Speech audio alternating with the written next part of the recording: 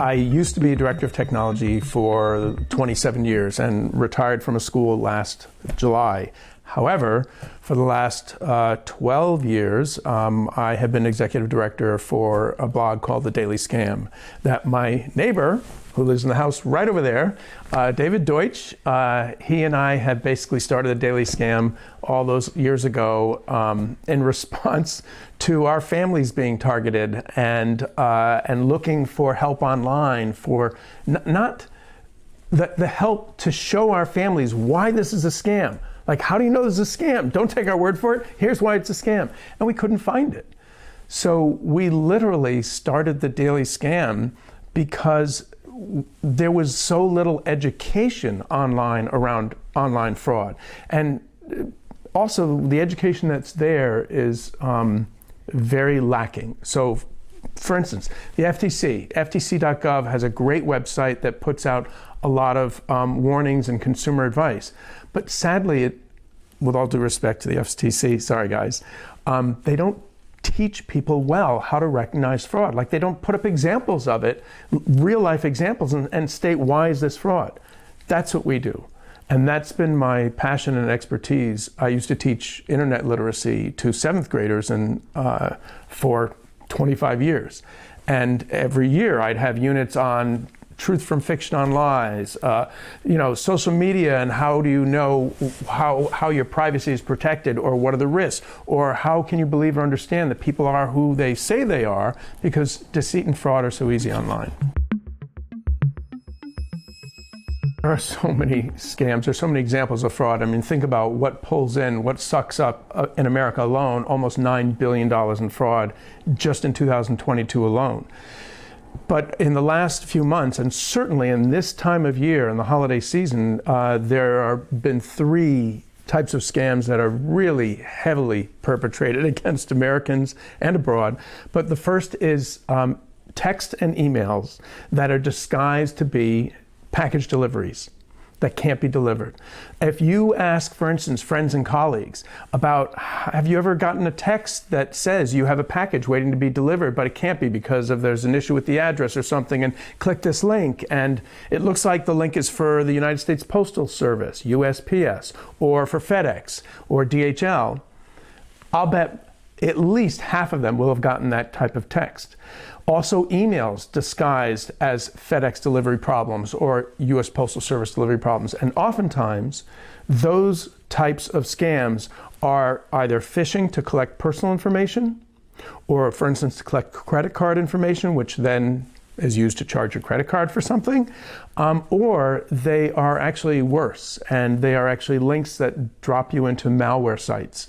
So you click a link, you land on a web page, and that web page may hit you with malware and then redirect you to the legitimate US Postal Service site or FedEx. So you're wondering, like, why am I here? No, but you don't suspect anything is wrong, and you don't know that you just got hit with a malware infection.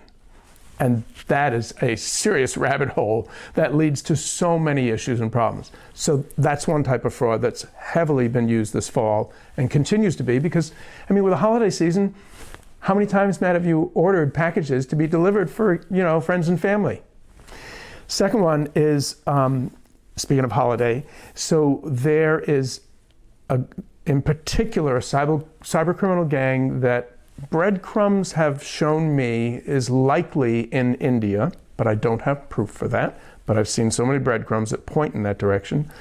But this particular cybercriminal gang is really expert at using different content from around the internet and around legitimate businesses and rebuilding it and pushing it out containing malicious links, primarily to malware.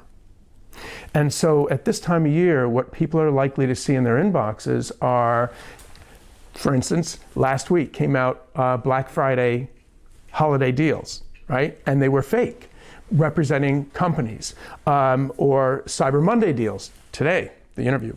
Or, for example, deals pretending to be Christmas gifts or Christmas specials. And a common one that has come out every single year, literally for the last 10 years, and I just got it about 2 weeks ago in my inbox, was an email that's intended for parents and grandparents for signing your child up to receive a letter from Santa. How sweet, right? And there are companies that offer these services, and you pay a small fee for it. But that's not what this is. It's malicious clickbait. Everything looks like it's representing this company that sells these services, when in fact it comes from one domain that has nothing to do with the company, and the link points to another domain that's actually malicious. And the third type that, again, is really high on the rise this time of year are fake ads and fake stores, encouraging people to make purchases. And I'll give you an example that I bet most everyone listening to this will relate to, and that is, if I say Bed Bath & Beyond, everyone knows what that business was. And in fact, it was a well-known business until sadly it filed for bankruptcy last, I think, April. And I think its last store is closed on August 1st of this year. But in early July, cybercriminals registered the domain bedbathbeyond.sale, even though the real domain is bedbathandbeyond.com. Then they sent out advertising on sites like Instagram. And I know a woman, because I spoke with her a couple weeks ago, who told me her story and asked me to confirm that she was not getting her deliveries months later, and she shouldn't pay these additional shipping costs because it's a fraud. She made purchases originally from an Instagram ad she saw that was from Bed Bath & Beyond, and they were offering incredible sale prices due to their closing and going out of business. She ordered a bunch of things, not a lot of cost of money, never received them. Problems with shipping, suddenly there were increased shipping costs. That story is actually going to be published in our newsletter this Wednesday in the Daily Scam. But my point is that she is not alone, and what happened to her has happened to so many people. We cannot depend on sites, especially social media sites like Facebook and Instagram, to protect their users. We cannot depend on advertising services to protect their users, because we see time and time again that scammers are able to sneak fake ads and companies and offers through these services and on these sites, and people click them. So romance scams are one of the most brutal forms of scams that I've ever seen. And I say that because I've spoken to at least a couple of dozen victims in the last, 6, 7, 8 years, over the phone or via Zoom, and as well as emails and texting. But in almost every case, the victims are so emotionally destroyed that the impact has been devastating, and to the point where there are a few that I sincerely hope are getting counseling that they need, because these romance scammers, the better romance scammers, the most successful romance scammers, who literally make this their profession, they're exceptionally good at winning over a person's trust. They come off as unbelievably kind, empathetic, and compassionate. And so imagine for a moment that you meet someone online and they immediately begin to connect with you and want to hear about you and are interested in your story and what's happening in your life, and they show you kindness and compassion. Those are the kinds of things that build human connections in us. I mean, those are the things we're drawn to.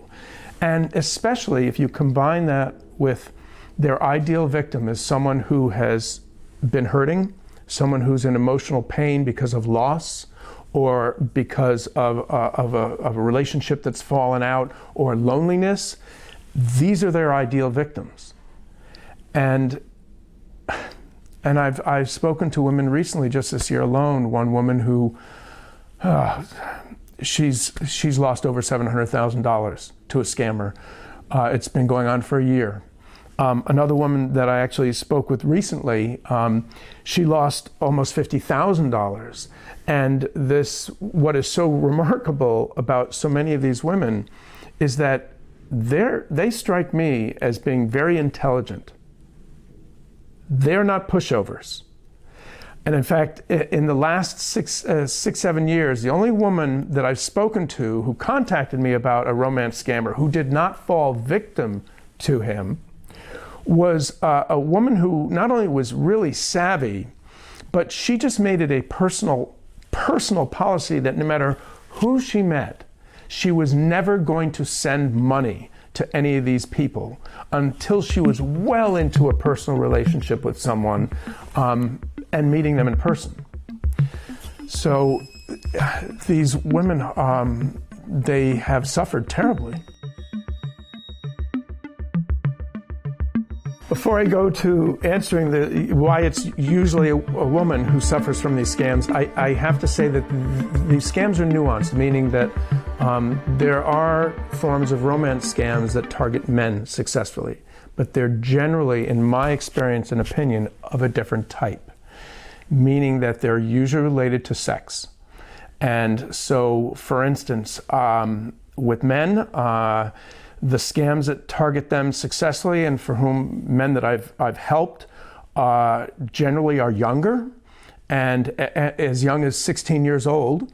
A 16-year-old whose mother reached out to me because he was literally being threatened by a woman that he actually thought was a young 20-something that he met, and he was engaging with online sex, and all the while she was recording him. And she threatened to put that recording out into his social media environment and to send it to his family and friends, blah, blah, blah. So that's a different type of scam. Then there's the underage girl sex scam, which is a whole other, that's an entirely different beast. But again, targeting young men. For women, generally speaking, my experience has been that the women are going to be in their mid-40s to 70s. Average age, probably 50s and 60s. And obviously, they're women who are, for whatever reason, they're looking for a relationship. Either a relationship has ended, or they've not had a relationship in a while, or they lost a partner, they're widowed, and they're lonely. And again, that's where a scammer who can meet these women and demonstrate not just kindness and compassion, but I have had these women tell me that they literally have spent 6, 8, 10 hours in a day going back and forth with texts and emails or in phone conversations, real phone conversations where they're talking to the person, and they're building a relationship and they're building trust. But they've never met the guy, not in person. There's a lot of promises. And so in these relationships, they are completely building an incredible trust in them to the point where they're falling in love with them. But there are two things to consider. When a romance scammer finds the appropriate victim who doesn't just run away after 2-3 days of, I can't meet you online. What, we can't even have a Zoom conversation? Are you kidding me? We're done. When they've got the right victim, I've found a couple things in common. Number one, they will spend at least 10 days to 2 weeks to groom that victim, build the relationship before asking for money. Secondly is they don't say, I need $70,000. They'll start out with small ask. I need $300. I'm in a bind. I have this problem. My God, my laptop, I can't do that. Is there any way possible you can just loan me the $500? Or it's small asks, and then it grows. Because if they find success in the small asks, they have so many angles that they play. And these angles seem very real. Because remember, you're building a friendship and a relationship with someone, and in that friendship and relationship, you're sharing your life, your work, what you do. And they fabricate an entire story about their lives, none of which is true. But it all is dependent on having the graphic support, the website support, and the photographs to tell your story. Matt, there are so many of us who live our lives online, which is kind of sad, but we do. You can find hundreds of people who post literally hundreds and hundreds of pictures of themselves, their families, their life, their work online for the world to see. And these scammers will literally steal all those pictures and then build a story using them. So their favorite story has to do with the people who work overseas or work on ships or work on oil rigs, the people who are traveling for work, because those pictures make it easier to tell a narrative that fits Number one, why I can't visit you, honey, I gotta be at work, and oh my God, now I'm in Cyprus and there are problems. No, and now we can't get the products we need, the equipment that we need because they shut down our account. But if I give you access, look, honey, if I give you access to my bank account, will you do me a favor and wire the money over to them for me? Because I have such spotty internet service here, or I can't get to it, or they won't allow me to make that kind of withdrawal because I'm out here on an oil rig and I'm in the middle of nowhere and I can't prove my location and it's not credible and I need to move $70,000 from my company. Will you do that for me? From my bank account, I'll give you access. And what they don't know, of course, these victims, is that the manipulation that happens. So for instance, one victim told me recently, and actually this is a common trope, one victim told me that when they went to log into their lover's bank account, their new boyfriend's bank account, they saw he had 1.8 million euros in his account. He was wealthy. And so she went through the steps to try to move, I forget what it was, $40,000 to pay for equipment that he needed badly on his job to get the job done because the equipment broke. And when she went to do that, suddenly up came a pop-up saying that in order to move this money, you have to pay these taxes and fees. Now, not uncommon. You move a lot of money, you can pay some fees. They were sizable. They were a few $1,000s. And it include VAT taxes, which in Europe is not uncommon. And what she also discovered, which was really odd, is that she couldn't withdraw the money from the account to be included to pay for the taxes. She had to somehow pay it in real time in order to make the withdrawal from his account to the other bank it was being transferred to. So he asked her if she would be willing to make that payment from her account and he would pay her back. You can see, honey, I've got so much money in my account, I promise you I'll pay you back. And of course, she did. Of course, there were other problems. Did she ever get paid back? No. And it accumulates and accumulates. And do you know the expression, once you're in for a penny, you're in for a pound? So I have also found that a lot of these victims of all kinds of fraud, not just romance scams, but in particular romance scams, that once you've kind of invested some money with this person that you feel you're building a relationship with and you really now love, that if you've already sent $1,200, $1,500, $3,000, that he's going to be visiting me in 4 weeks and he's going to be returning the money, he's going to write me a check and take me out to dinner, we're going to laugh over all of these problems that he's having.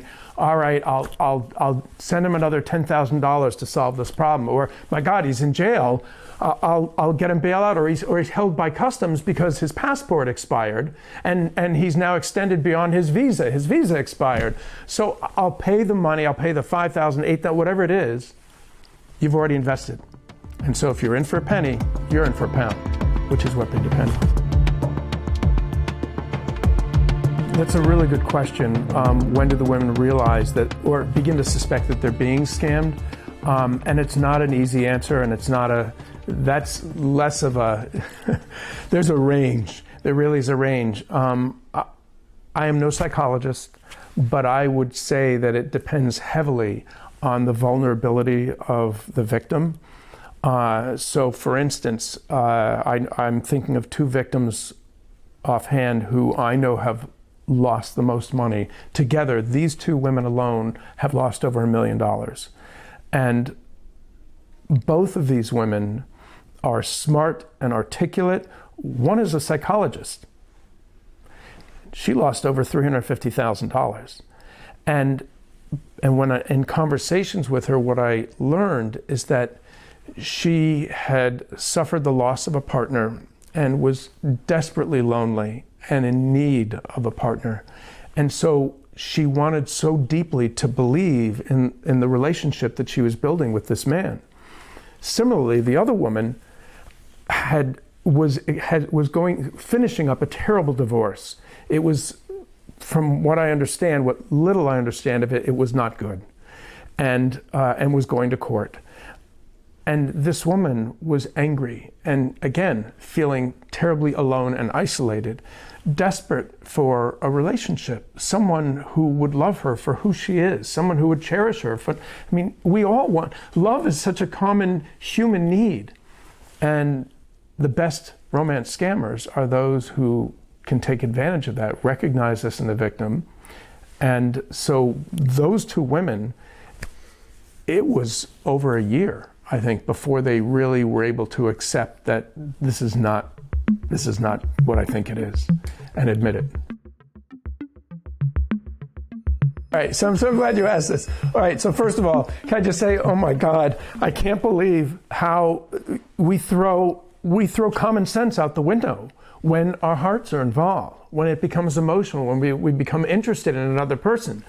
And the biggest thing I can share with your listeners, your viewers, is please, if you meet someone online that you are interested in some way, or you have some kind of relationship that is growing, immediately you ask for a Zoom or video chat conversation, and you make sure to continue only on Zoom or video for a while. You want proof positive that this is the person they say they are, and you want to be able to see them.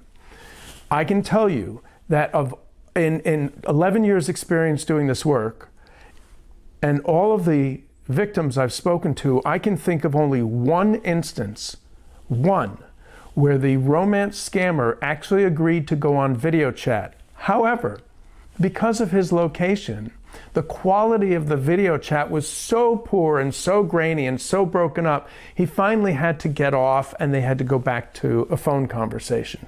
That's a red flag. And I would say that if you haven't literally sat down and enjoyed a glass of wine with your significant other, the person you're building a relationship with that you think is who it is, you don't send them money. I don't care what the excuse is. Do not send money to someone whom you've not met in person and built an in-person relationship with. There's so much more to human connection that happens from face-to-face conversation. And it's so easy to deceive people online through digital means.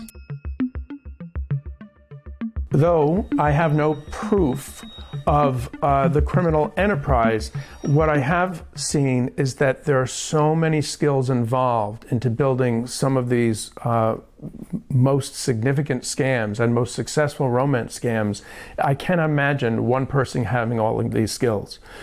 So, for instance, these best scams all involve building fake websites, like fake bank sites, fake businesses, like construction companies, and they involve people who can do the research and find and gather the images of the person that they're using. And then they involve Photoshop skills, and not just like simple skills, some really sophisticated Photoshop skills to put together official documents from the countries or from the passport service, or and building a passport, fake passport, or building, for instance, I can't tell you how many times I have found an image where the man says that he's traveling and he wants to send wonderful pictures to the love of his life. Oh, here I am, honey, in Cyprus, I'm visiting, or here I'm in Buenos Aires. And so he will Photoshop and take the image, the stolen image of the real man off of it, and drop it into an image of somewhere in the world. And it's easy to spot that fraud if you know what to look for and how to look for it. So, for example, oftentimes the resolution of the background image is different than the resolution of the man placed in front of it. But these skills suggest strongly that this is a team of individuals, not just one person, but one person runs it. Certain types of scams are more commonly originating from certain areas of the world. So, for instance, I mentioned earlier about extortion threats against men, especially young men. And there are a couple places in the world where those are known for, believe it or not. One of them is a jail in South Carolina where a group of men were heavily involved and targeting almost 1,000 men in a 6-year period on what I call the underage girl sex scam. That's one type of scam. Another group of scammers in Eastern Europe is, again, breadcrumbs that I find suggest that there are actually women who will try to engage a man with online sex, but then record it and try to extort money from him. Those are different. The romance scam that I've been talking about at length, I found where I'm able to find and trace breadcrumbs with the help of the woman, all trace back to Africa, and specifically to Zimbabwe and Nigeria. And so a perfect example of that is when I am able to help a woman and convince her and show her all the reasons why the man she believes she's been speaking to is in fact a fraudster and scamming her, and he's using fake websites and fake documentation, and oh, here's the link to the real man whose pictures he's been using, because it just takes some good search skills to find those things. Then many times I'm able to get her to work with me to trick the scammer to clicking a tracking link. And I've done that multiple times, not always successful, but when it is, it's shown that the scammer has been located in Zimbabwe or in Nigeria. So when someone has sent money and they've lost a lot of money to online fraud, a romance scam in particular, honestly, there's little to nothing that they can do to recover their funds, because these scammers also use methods that are unrecoverable. So you're wiring money that cannot be returned. Often it can't even be traced or tracked because it's going to be rewired again and again through different means. So that's standard practice to make it hard to find the money trail. Most importantly is encouraging these women to find the help that they need to get beyond this, to get beyond the fraud and to protect themselves emotionally. The pain that some of them feel is severe. If you try to report a scam, a fraud, the means that you're given to report it in the United States are sadly pathetic. And I say that because there's very little consequence, and the only thing I feel like they serve is to build a database for law enforcement to monitor and understand what are the common threats that are targeting our citizens. But I've literally had conversations with FBI agents and had an FBI agent say to me that this victim lost only $3,500, and to be honest, we're just trying to keep our head above water going after scammers who are defrauding businesses and citizens of tens or hundreds of millions of dollars. We don't have the resources to help someone who's lost $3,500. And so when you encourage them to report their fraud and their victimization to a site like ic3.gov or to local police, pretty much all that's going to do is serve to check off on their databases. We have another victim reporting this, here's the loss, here's the type of scam. There is value to doing that. Don't get me wrong. There is value to keeping track of that information for our government and organizations to understand what types of fraud are targeting our citizens. But there's no return for the victim. There's none. In fact, you're likely not going to hear from anybody. And if you go into local police, they're likely to say, you know, I'm sorry, we can't help you. Report it to IC3. Have you ever heard of a victim successfully getting their money back? Of any type of scam or a romance scam? Romance scam, right now. No. Yeah. But by the way, can I just point out, there are scam businesses, fake websites that claim to get your money back if you've been defrauded internationally by a scam, such as a romance scam. They're set up by scammers. It wouldn't surprise me that if it's some of the same cybercriminal gangs that perpetrate these romance scams. So don't believe them, because of course you have to pay money up front.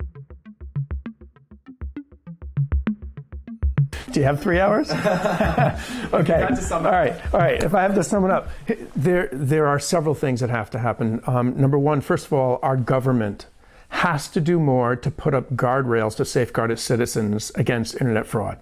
I mean, think about it. In today's day and age, our lives are lived on the internet. You can't, in fact, you have to have various internet accounts in order to live in this world. Well, where are the guardrails? There are few to none. Number two, the companies that make the services and the apps that we routinely use in our digital lives have to do a better job at providing safety and guardrails for the citizens using them and make it harder for the scammers to defraud us. Simple example, Google Chrome. I mean, why can't they have a simple software fix on one of the most used browsers on the planet so that when someone sends you an email that has a link, let's say to medicare.gov, and you go to mouse over to click it, but the link actually points to an entirely different website like I'mGonnaScamYouNow.com, there should be a pop-up that says, just be aware that it says it's going to one place, but it's actually going to another. We need more safeguards from the companies that provide these apps and services to us. And then the third thing is, after all, I'm an educator. We need more education, a lot more education. Ask any school district, if in their curriculum they offer anything around internet literacy. Think about that for a moment. Internet literacy. Our lives are lived online in today's digital age.